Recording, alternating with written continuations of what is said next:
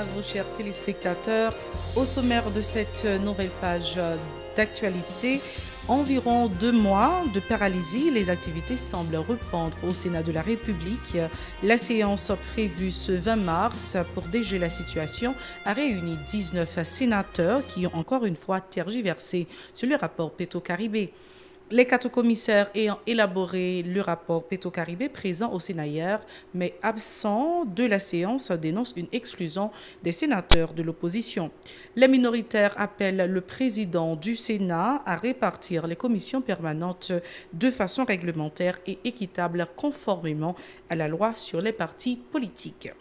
Le président de la commission spéciale chargée de la Chambre basse d'enquêter sur la situation des Haïtiens réfugiés à Anse-à-Pitre, préoccupé suite à son constat sur le terrain.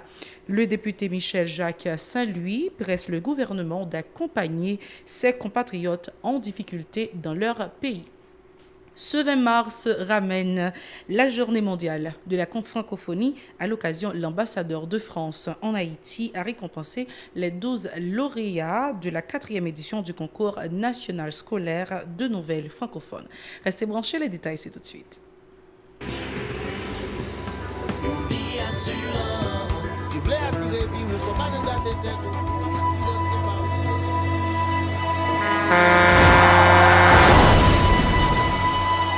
En général, moun pa reme pran assurance. Yo considéré que son l'argent rejeté. Et pourtant, l'argent assurance te doué dans budget ou à côté l'argent caille avec l'argent mangé. Li là pour les deux ou traverser un mauvais pas. Gardez tout à côté ou. Ouais comment gros problème qu'on entre sur moun sans attendre. Mandez Dieu pardon, ça qu'arrive autour. Une assurance dit ou précaution pas capon. Les malheurs arrivés, les faux amis flair à saison a fait comme si on pas de jambe connaît ou. Une assurance après rita vers ou pour le dire continuer vivre la vie ou quitter ce course là dans main nous. Une assurance. Vivez en toute assurance. Bienvenue à vous, chers téléspectateurs, au développement de ce journal. Comme annoncé au terme de leur rencontre à la plage, les sénateurs ont finalement tenu séance ce 20 mars après environ 2 mois de paralysie des activités au Sénat de la République. Après plusieurs minutes d'échange, 15 sénateurs ont approuvé l'ordre du jour, qui ne prévoyait qu'un simple retour sur le compte-rendu succinct de la séance du 1er février dernier, au cours de laquelle la résolution transférant le rapport Petro-Caribé avait été votée. 2 autres sénateurs se sont abstenus, tandis qu'aucun d'entre eux n'a voté contre. 10 sénateurs ont brillé par leur absence lors de ce vote. Parmi les sénateurs absents de cette séance, on compte les 4 commissaires ayant approfondi le rapport sur la dilapidation du fonds Petro-Caribé. Evalière Beauplan, Nenel Kassi, Antonio Cherami et Ricard Pierre ont d'ailleurs écrit au président du Sénat de la République pour réclamer, entre autres, des sanctions contre leurs collègues qui ont violé les règlements intérieurs lors de la séance du 1er février 2018. Dans leur correspondance, les minoritaires dénoncent aussi une exclusion des sénateurs de l'opposition. Les explications du sénateur Nenel Kassi, recueillies par Hélène Vernal et Francineus. C'est que nous faisons état des situations économiques pays. Et nous faisons ensemble des remarques pour le président. Nous disons par exemple, nous avons déclaré état d'urgence après 9 mois passage cyclone Mathieu. Jusqu'à présent, le gouvernement n'a pas qu'à avoir explication sur des milliards de gouttes qui dépensent dans le cyclone Mathieu.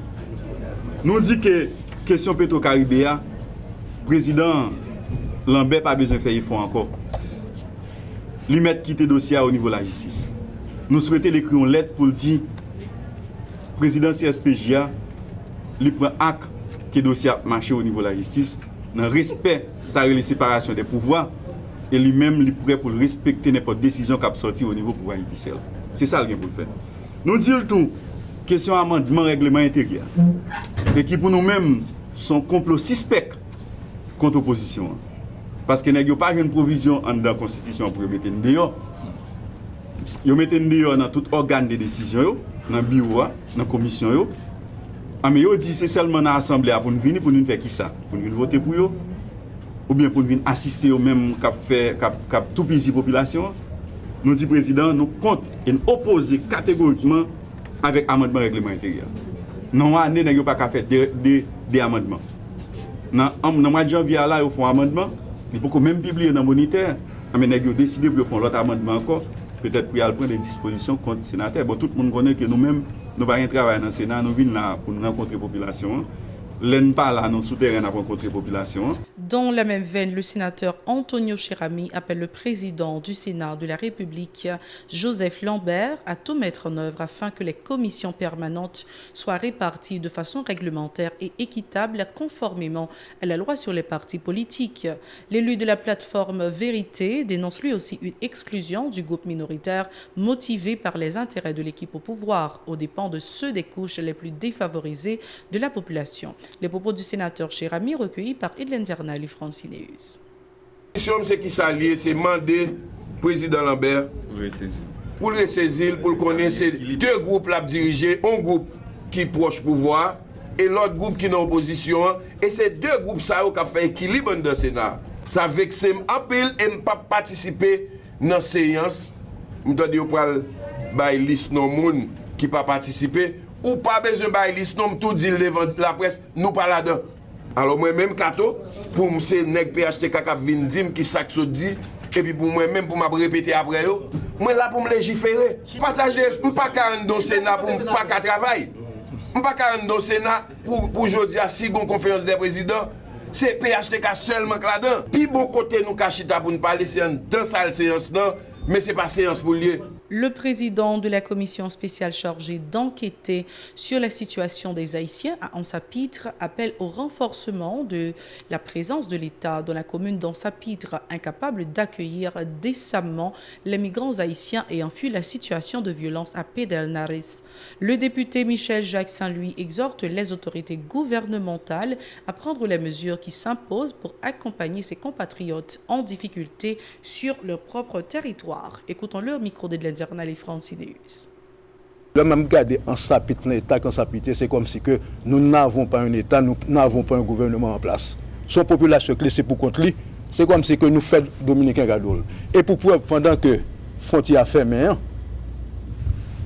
pas de vie en sapite. Moun pas manger bien, même de l'eau, moun pas qu'à jouer pour boire. Il pas normal.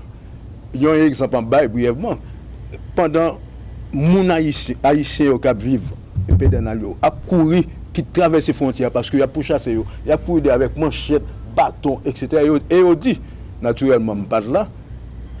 Il dit qu'un pile monde qui mourit, un pile haïtien qui mourit. Pendant ce temps, où un commissariat qui gagne 4 moun là-dedans et puis responsable là mandé renfort et à direction départementale sud-est là. Et aussi à Port-au-Prince, que vous promettez que vous avez un renfort, et pendant que vous ne renfort pas jamais arrivé. Et pendant ce temps, et de l'autre côté de la frontière, ils ont renforcé l'effectif militaire là et policier là tout. Alors autant de choses que nous méritons vraiment qu'on y a là, il faut poser problème, c'est tout bon, de manière sérieuse, sans ne pas faire politique. Bon, c'est-à-dire que pour une présence gouvernementale sur le terrain. Par exemple, l'abri provisoire, c'est que nous n'avons pas pour nous comprendre le phénomène, pour nous comprendre le problème ça.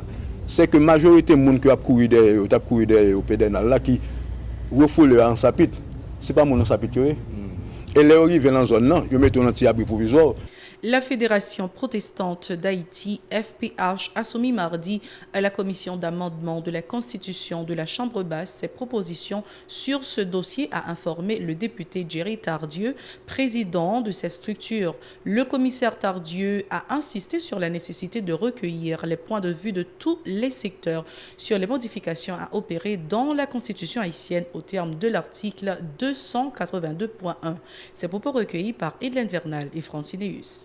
N'a dit président à travers voix, c'est toutes ces nous ak frères nous dans le secteur protestant qui aujourd'hui a gain parole pas yo qui voter dans question amendement constitution.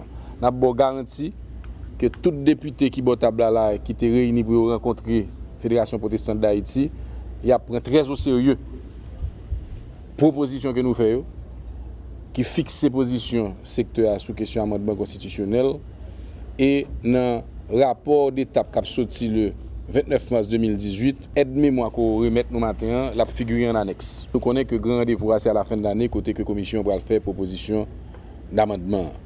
Encore une fois, nous avons salué le dynamisme du pasteur Zéphir, qui est président de la commission éthique de la Fédération protestante d'Haïti, qui a animé un ensemble d'ateliers de travail au niveau de la fédération pour que proposition amendement que vous faites nous là, ce n'est pas 2 ou 3 pasteurs qui chitent dans une petite pièce fait noir et puis qui entendent pour concocter un bagage. Non. Ils refléter position secteur protestant sur question amendement constitution. Sylvain Exantus et Lemaitre Zéphir, représentants de la Fédération protestante d'Haïti, ont précisé que la FPH a notamment préconisé un changement de régime politique pour faciliter l'harmonisation entre les 3 pouvoirs de l'État. Elle suggère également qu'un vice-président puisse remplacer le Premier ministre, informe ses responsables. Ces déclarations. Lieu pour être capable de gagner un Premier ministre, nous tous, nous vivons, nous-mêmes comme journalistes, quantité péripéties, douleur pour un Premier ministre passer dans la chambre, et ce n'est pas rien que nous rien contre la chambre, mais nous voyons que le pays a perdu du temps pour choisir un Premier ministre. Nous avons proposé un autre régime qui est capable de permettre que le président lui fait campagne avec un vice-président, et sitôt que lui passe là, eh bien, pas bien péripéties ça encore. Nous proposons pour côté ce président qui fait nomination, il fait une seule fois et l'autre fois c'est CSPJ à même qui chita sur évaluation, performance juge avec comportement moralité, sur enquête pour être capable de renouveler le mandat côté ça nécessaire. Et dans certains il y a quelques propositions nous fait qui concernent niveau compétence avec connaissance au monde a de gagner pour venir dans certaines positions. Il y a un pays tant qu'Haïti, même les gens fait philo, pas aucune garantie, les bien qu'on lit, les bien qu'on écrit, n'a vivre chaque jour, c'est un danger pour qu'il y ait un monde vienne président, vienne sénateur, vienne député, etc. Sans ou pas certains, au moins ils font parcours académique. Nous suggérons pour un candidat à la présidence, il faut au moins il ait un diplôme universitaire qui montre qu'il y a certaines connaissances sur le monde, sur la réalité, pour gros responsabilités pour le prendre. Autre point de ce journal, à l'occasion de la journée mondiale de la francophonie, ce 20 mars, l'ambassadeur de la France en Haïti, Elisabeth Béton-Délègue, a reçu en sa résidence privée les 12 lauréats de la 4e édition du concours national scolaire de nouvelles francophones destiné aux élèves du secondaire. Une initiative conjointe de l'Association des professeurs de français d'Haïti et du Centre pour la promotion de l'excellence et de la culture et de la citoyenneté, supportée par l'ambassade de France et C3 Éditions. Revivez l'hommage réservé aux jeunes écrivains avec ce compte-rendu signé Nancy Constant et David Mercius. Leur bonne maîtrise de la langue française a suscité les compliments de l'ambassadeur de la France en Haïti, Elisabeth Béton-Délègue. Je vous prie de convoyer à vos directeurs et professeurs de vos établissements respectifs, non seulement mes salutations, l'appréciation pour le français qu'ils vous ont appris, parce que ce ne sont pas des dissertations ni tentatives, mais ce sont bien des vraies nouvelles qui sont dans ce livre, Haïti 2042, les possibles futurs. S'exprimant au nom des autres lauréats, Joyedine Jean-Baptiste évoque une expérience qui a réveillé chez eux une passion pour l'écriture. 6 mois plus tard, 6 mois après avoir gagné ce concours, nous sommes là et nous avons la tête pleine d'idées, de conceptions et de connaissances nouvelles. Nous avons aussi le cœur rempli d'espoir, d'espoir qu'il y a un changement pour la jeunesse et il y a un changement aussi pour Haïti. Les textes primés sont regroupés dans un recueil de nouvelles intitulé Haïti 2042, les possibles futurs, publié chez C3 Éditions. Et c'est l'écrivain haïtien Gary Victor qui a présenté l'œuvre axée notamment sur la dégradation environnementale et la politique. Quelques thèmes qu'on a retrouvés dans ces textes, chaos politique et banditisme, dégradation finale de notre environnement, mise en quarantaine de notre pays, mur à la frontière, disparition de la gourde, intolérance envers des choix personnels, désir absurde de pouvoir sans souci du bien-être de la communauté, absence d'encadrement des jeunes aboutissant à leurs exploitations même sexuelles, destruction de nos capacités de production agricole, en particulier dans des buts de contrôle absolu du marché national. Haïti 2042, les possibles futurs, disponibles en librairie, a déjà été signé par les lauréats dans le nord du pays. Et c'est sur ce point que nous mettons un terme à ce journal. Merci de l'avoir suivi. Restez branchés à la télé Pacifique. Au revoir, à la prochaine.